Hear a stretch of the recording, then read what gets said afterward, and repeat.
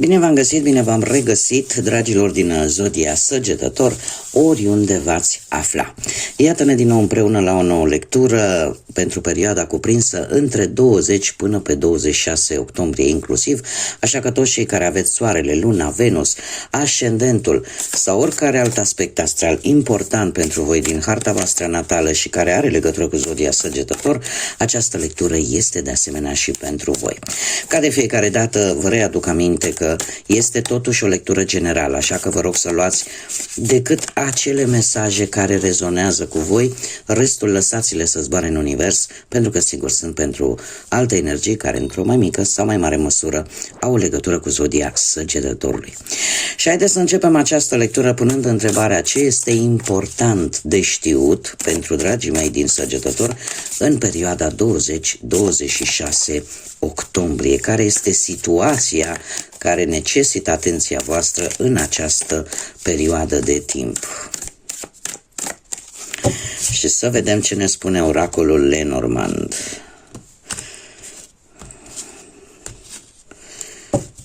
Bun.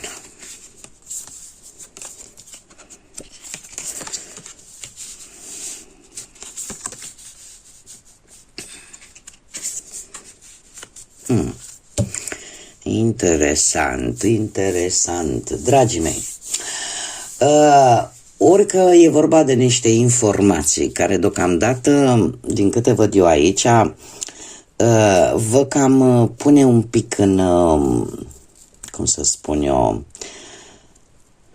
vă face un pic indeciși. De ce? Nu aveți toate informațiile necesare, iar lucrul ăsta în această săptămână e posibil să aducă această stare de indecizie, de inacțiune, da, de pauză, de îndoială. E vorba de ceva major. E vorba de anumite alegeri pe care voi probabil trebuie să le faceți, anumite iluzii, posibil. Totuși, faptul că avem și lampa magică aici îmi spune că orice vis, orice deziderat, orice alegere iluzorie, fără acțiune, rămân la faza de vise. Cumva, ce este important de știut pentru voi, dragilor, este tocmai această idee: nu rămâne blocat. Chiar dacă nu ai toate informațiile problemei, chiar dacă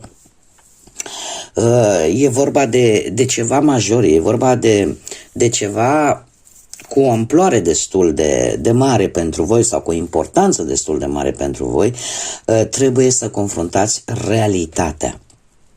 Iar pentru a lua o decizie, în consecință, trebuie să pui în balanță atât avantajele cât și dezavantajele fiecărei opțiuni în parte. Această carte, Gaura Chei, așa se numește, ne vorbește totuși de schimbări.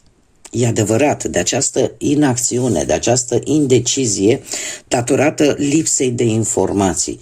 Dar trebuie să treceți la acțiune, trebuie să începeți să vă informați. Da?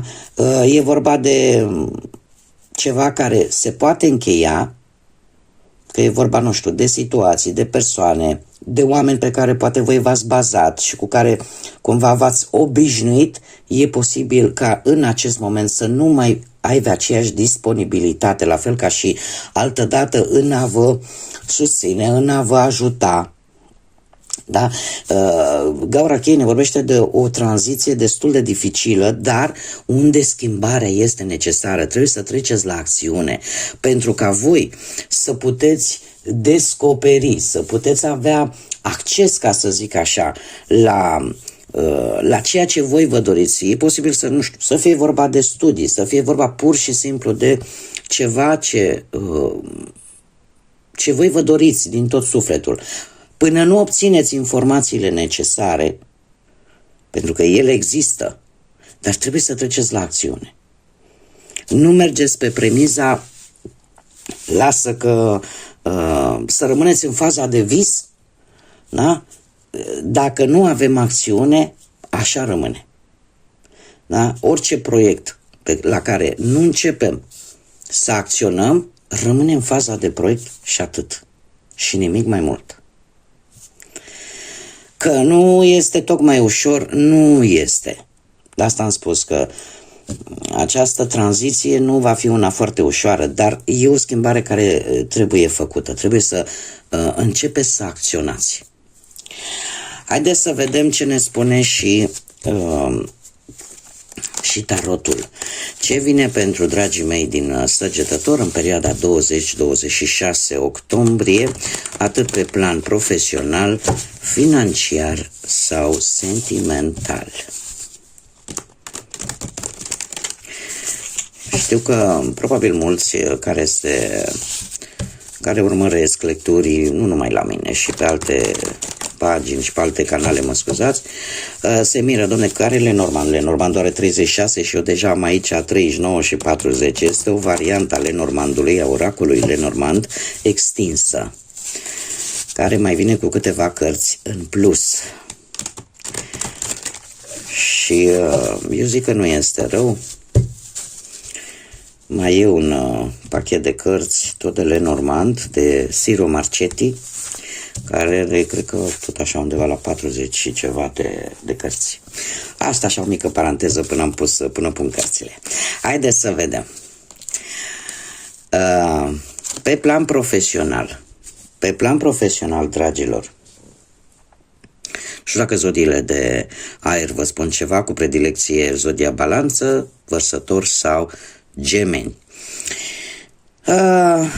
Avem o situație în care posibil să aveți parte de niște conflicte destul ușoare, zice, și asta din cauza nerăbdării sau din cauza unor persoane destul de obositoare, care poate dă din gură mai mult decât ar trebui. Cum de asemenea, ofertele astea care vin pentru cei care sunteți în căutarea unui job, e posibil să necesite într-o oarecare măsură o colaborare, o asociere cu cineva care are de văzut cu, poate cu legea, poate cu anumite, nu știu, un soi de documentație care tot o să vi se ceară în această perioadă și voi e posibil să o luați un pic personal. Dar există posibilitatea ca toate aceste documente care vi se tot cer, legate de muncă, legate de viața voastră profesională, să fie pur și simplu, ca așa spune regula. Da, și să nu fie chiar nimic personal, este pur și simplu ceva care se cere. Cum de asemenea aceste conflicte ușoare care se pot isca poate la locul de muncă în această săptămână să fie legate de tot felul de bârfe, tot felul de lucruri care la un moment dat probabil voi într-un gest de sinceritate, într-un moment de sinceritate, mai bine zis, ați dezvăluit ceva și lucrul ăsta cui ați dezvăluit ce ați dezvăluit, iese un pic, se cam înșiră în lume. Acum, e posibil ca unii dintre voi poate să aveți un ascendent într-o zodie de aer, cum am mai spus, Gemeni, Balanță sau Vărsător. Și atunci să fie o săptămână în care să aveți mai multe momente de sinceritate decât în mod normal. Trebuie să aveți mare grijă cu acest aspect, da? Ce comunicați, cui comunicați pe la locul de muncă sau cu asociații sau cu șefii, de ce nu? În general, pajul de spade îmi vorbește despre începuturi. Da? Cu predilecție, pajii simbolizează începuturi. Poate că unii dintre voi sunteți nerăbdători. Nu știu, să începeți deja să faceți formalitățile, poate pentru un nou job, poate pentru o nouă schimbare care apare vis-a-vis de propria voastră afacere, da, să faceți niște înțelegeri, niște colaborări, niște asocieri. Mare atenție, da? Uitați-vă și la litera mică atunci când încheiați anumite contracte. ca totul să fie cât mai legal, da, în litera și spiritul legii, ca să zic așa, și chiar dacă vi se tot cer tot felul de acte, tot felul de documente, să nu o luați personal, pentru că nu este, probabil asta este regula jocului, ca să zic așa. Mergem mai departe și haideți să vedem pe partea financiară. Pe partea financiară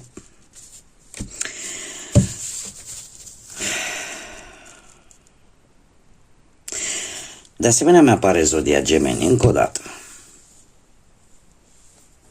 Și eu aș zice că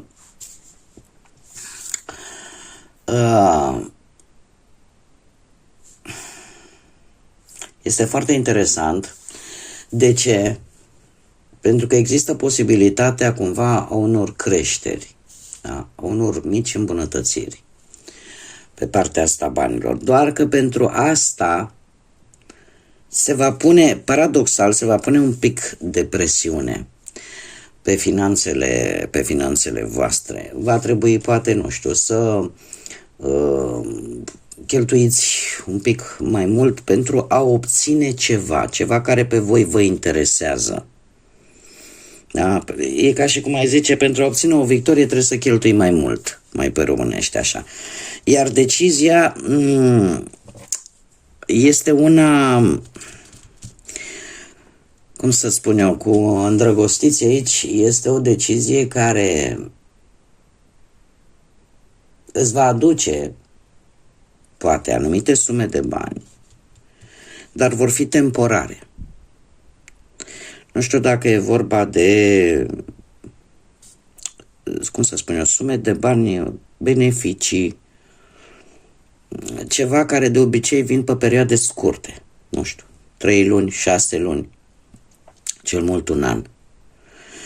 Deci, decizia pe care voi trebuie să o luați, cumva implică un anumit compromis. Și implică o schimbare. Dar vorbim de sume de bani temporare, da? Beneficii temporare. Și care nu este o sumă extraordinară. Acum, depinde de voi dacă sunteți dispuși să vă restrângeți, da, de la alte cheltuieli pentru a obține această victorie, care, cum am mai spus, e vorba de sume de bani temporare. Iar decizia pe care voi tindeți să o luați este cumva influențată mai mult, cum să spun eu, mai mult emoțional. Nu știu cât de rațională este decizia asta, alegerea asta pe care voi o aveți de făcut chiar până la sfârșitul acestei săptămâni. Dar va fi ceva oarecum legat un pic mai mult emoțional. Adică va prima cumva această gândire emoțională. Ca să mă explic așa un pic mai bine, aș zice, domne, dacă trebuie să iau o decizie, o iau pentru că am nevoie de banii ăștia, indiferent cum, dar e o gândire rațională, dar în momentul în care este emoțională, am nevoie de acești bani pentru că, nu știu, să demonstrez că pot să o fac, de exemplu, da? Pentru că emoțiile pot fi atât, și sentimentele, da? Pot fi atât pozitive cât și negative. Da? Sau poate să fie pur și simplu o decizie legată, dom'le, o fac pentru că vreau să ajut, indiferent că pe perioadă scurtă de timp, cumva vreau să ajut, chiar dacă asta implică un anumit sacrificiu și o anumită presiune pe finanțe. Înțelegeți? Că asta este diferența între a gândi rațional și a gândi emoțional. Emoțional are deja două variante, pozitiv-negativ. Raționalul e rațional. Vreau această sumă pentru că voi sunteți inclinați un pic emoțional. Acum, că e o emoție negativă din răzbunare sau din alte principii negative, sau că e una pozitivă, că totuși vreți să ajutați, vreți să faceți ceva poate pentru cineva, Și atunci apare acest sacrificiu, practic, pentru că această presiune pe finanțe e de fapt un sacrificiu. Da? Și cere mult mai multă organizare, cere mult mai mult echilibru pentru ca acest lucru să se dea, să se realizeze. Mergem mai departe și haideți să vedem pe plan sentimental.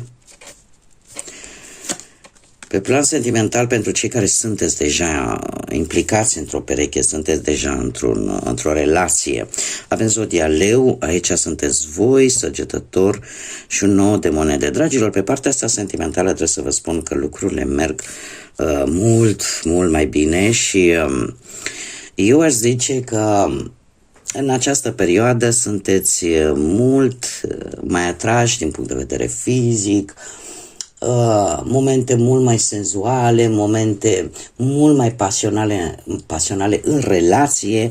Există un echilibru, da, în care vă sprijiniți unul pe celălalt, există această nevoie de a sta practic mai mult timp împreună, voi împreună cu perechea voastră și săptămâna cumva se încheie cu acest 9 de monede care ne vorbește de înțelegere, de iubire și chiar poate la o călătorie. O călătorie care să o faceți probabil în weekend. Cert este că lucrurile merg chiar destul de bine, aș spune. Comunicarea este una destul de bună, destul de calmă, da? Fără impulsivitate.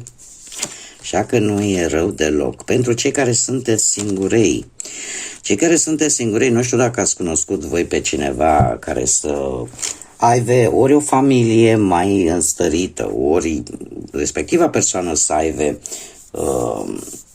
o situație financiară destul de bună.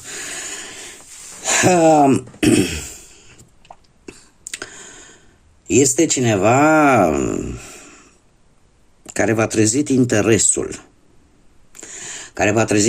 și care vă va face, mare atenție, vă va face să ieșiți un pic din bula voastră, ca să zic așa, din zona voastră de confort și să încercați, cum să spun eu, să aveți un dialog, să încercați să faceți primul pas, ca să zic așa. Nu știu dacă zodiile de apă vă spun ceva, Rac, Pești sau Scorpion, mie mi-apare aceste zodii de apă, dar poate că unii dintre voi chiar aveți un ascendent într-o zodie de apă. Cert este că în această perioadă, sau cel puțin în această săptămână, apare o stare de calmitate, o stare în care luați lucrurile cumva parcă un pic diferit. Eu aș mai spune că este cineva, probabil, care, nu știu, există posibil și un pic de interes material aici, dar este cineva apropiat de tine, care cumva parcă e ceea ce tu cauți. E ceea ce tu cauți și atunci sunteți până la sfârșitul săptămânii, cumva încercați oarecum să vă apropiați, încercați oarecum să faceți acel pas. Da? Este posibil ca ori voi, dacă aveți un ascendent într-o zodie de apă, sunteți poate un pic, aveți o gândire mult mai matură, sunteți mult mai sentimentali, cumva vă place să ascultați cu blândețe așa și cu liniște și atunci se face cumva primul pas. Dacă nu, putem vorbi de o altă energie care să aibă această toleranță, să aibă această diplomație, să aibă această calmitate și să știe cum să-și coordoneze, cum să spun eu, emoțiile, sentimentele și efectiv să simțiți voi că vă atrage foarte tare. Cineva foarte, foarte calm, aș zice. Haideți să vedem acum și ce ne spun, ce mesaj am mesaj important am pentru voi, dragilor din Săgetător, din partea constelațiilor. Un mesaj pentru dragii mei din Săgetător în perioada 20-26 octombrie. Ia să vedem. Și avem pe Casiopeia, foarte interesant, care ne vorbește de frumusețe, încredere și autoritate. Și spune așa că Casiopeia era în mitologie, era mama lui Andromeda și avea totuși, cum să spun eu, vrea să fie, era foarte vanitoasă și vrea să iasă în evidență în fața celorlalți: eu sunt cea mai frumoasă și eu sunt cea mai cea. Și asta a făcut-o să-și renege oarecum propria fiică în ideea ei de spre perfecțiune. Asta așa un mic istorial. Și avem așa acea frumusețe interioară care cumva aduce stabilitate, aduce această stabilitate și aprecierea frumuseții în viață cumva. Este ideea că frumusețea de multe ori stă în interiorul nostru și nu neapărat în exteriorul nostru. Și noi avem un proverb bătrânesc care spune, nu, mărul frumos înăuntru poate fi și găunos. Da? Deci contează foarte mult frumusețea interioară. Știu că mulți o să-mi zică: hai, lasă, doamnă, cu frumusețea interioară, dar eu zic că contează și poți iubi, te poți atașa de o persoană, chiar dacă aspectul ei exterior nu este unul wow, dar dacă are un suflet bun, dacă are o manieră de a comunica frumoasă și te poți atașa. Poate nu neapărat iubi, dar te poți atașa de o persoană care într-adevăr are această frumusețe interioară pe care o arată lumii într-o formă plăcută. Și mie mi s-a întâmplat să am de-a face cu persoane care, chiar dacă din punct de vedere fizic, exterior, nu erau cine știe ce, totuși în momentul în care deschideau gura și aveai o conversație cu aceste persoane, efectiv ți era drag să stai de vorbă cu ele. Care este ideea acestui mesaj?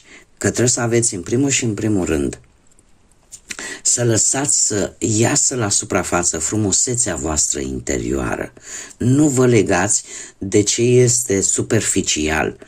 Nu vă legați de lucrurile care, cum să spun eu, aparent strălucesc, dar în interior nu se știe ce se află.